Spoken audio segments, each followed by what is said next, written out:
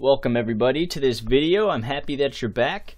We are going to be starting Unit 5, which will cover machine learning in the real world. And by the real world, what I mean here is that we're going to cover how people in industry would decide whether or not they should use machine learning to solve a problem that they might have and how they would go about that.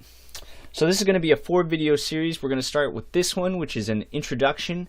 We're going to talk about some examples of machine learning in the real world, and then start discussing how do you go about deciding where to even start. From there, we'll look at video 2, choosing an algorithm. I have this problem and I know that I can solve it with machine learning. Now, how do I actually decide what type of machine learning I should use?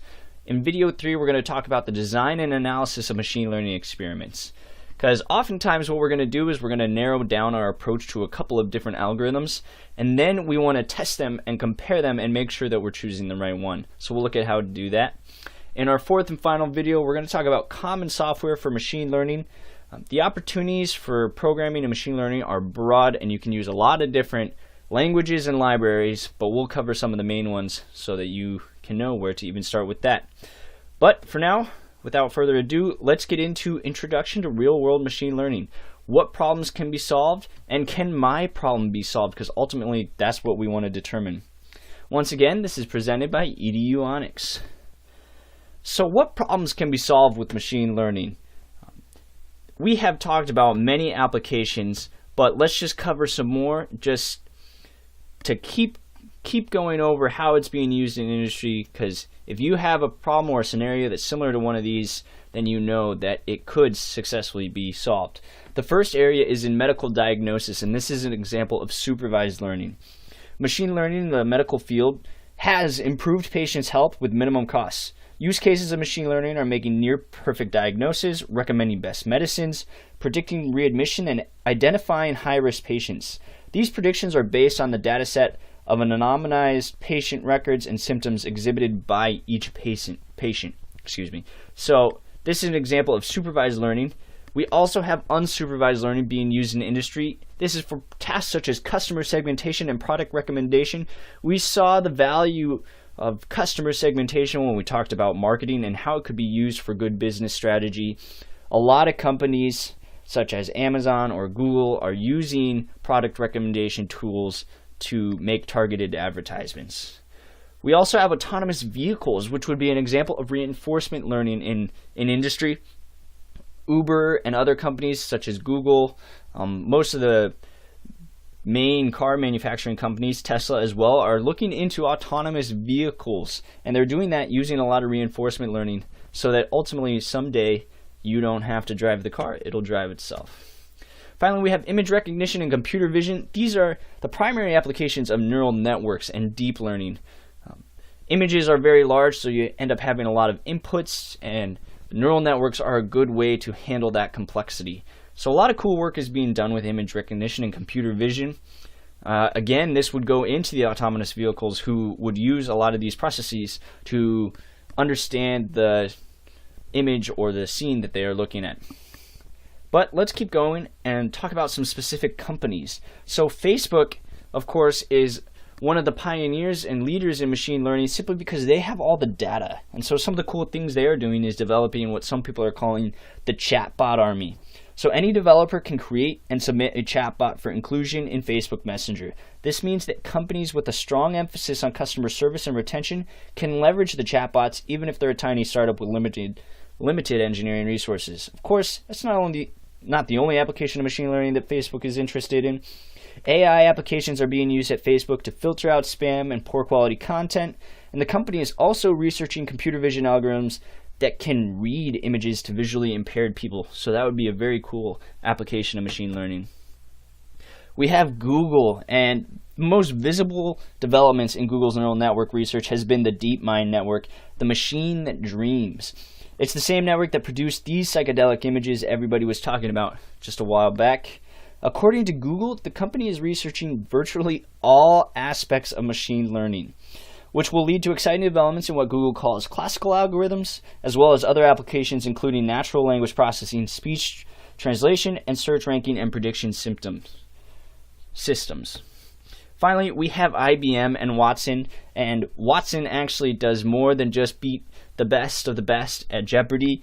Watson has been deployed in several hospitals and medical centers in recent years where it demonstrates its aptitude for making highly accurate recommendations in the treatment of certain types of cancer. So a lot of good uses for the machine learning research that IBM is doing as well. So these are some pretty big companies though, and it's important to remember that you might not have the resources available that Facebook or Google does. In fact, I can guarantee that you do not. So when we move on to asking the question, can my problem be solved with machine learning, we have to understand that we're not going to be able to do a lot of our own research, but we can still, or our own development of new algorithms, but we can still deploy and use algorithms that have been already used today. So let's take a look at that process. To start, we're going to have to classify our problem into one of the many categories that we've covered in this course. So remember, we have supervised and unsupervised, and then reinforcement learning, which are our primary three classes of machine learning. So any task or aim that we have is going to fall into one of these three. And to start, we are going to have to make that classification. So this is going to be based off what are you trying to do. Are you trying to predict? Are you trying to make an inference? As well as, probably most importantly, what type of data you have. So let's talk about that. What type of data you have, be it qualitative or quantitative, or even unlabeled versus labeled, is going to determine the type of machine learning that you could potentially use. Additionally, how much data do I have? If I have a data set of 15 images, I'm probably not going to be able to do machine learning on this particular problem. Remember, a lot of the data sets that we're looking at in machine learning end up consisting of thousands, 10,000s, and 100,000s of example cases. The more example cases and positive and negative examples that you have, the better your algorithm is going to get. So ultimately, that is a factor to consider when you're trying to determine whether or not machine learning is even feasible for your project. But let's say that you have data and it is a particular type that you think would still work, and you have a good chunk of it, so we can move on. So you're going to look at the task. If we're trying to do prediction or inference, we're going to then move on to labeled versus unlabeled, and we're going to fall into any one of these categories. So if your task is prediction or inference, you already know that you're going to be doing supervised learning or unsupervised learning. That determination is going to be dependent on whether or not you have the expected output. Do you simply have like customer transactions that are unlabeled? Then you would want to do unsupervised learning. If you have labeled data, you have a lot of positive and negative examples, and then we can move on to supervised learning, which of course is going to contain both classification, if we're looking at a qualitative output, and regression analysis, if we're looking at a quantitative output. On the unsupervised side, you have clustering, and we've talked about it a little bit, but not as much. Dimensionality reduction would be another potential use case for unlabeled data. On the flip side of this, if our task is autonomy, you're going to immediately go into the reinforcement learning category, and that's going to have its own developmental approaches in there. Deep learning is a question that gets brought up a lot just because there's so many cool things being done with deep learning. People want to know, can I use deep learning to solve my task? Well, the first thing we need to ask, is it necessary? Deep learning algorithms have a tendency to overfit data, which we've talked about, because the number of parameters becomes unnecessarily high. If we are looking to do something that probably is linear, there is no need for a deep learning algorithm.